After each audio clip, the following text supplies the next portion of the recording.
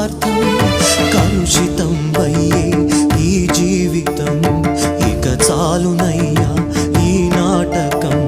లయకారక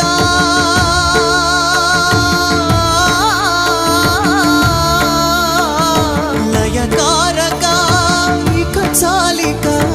Ardhanarishvara Gauri Shankara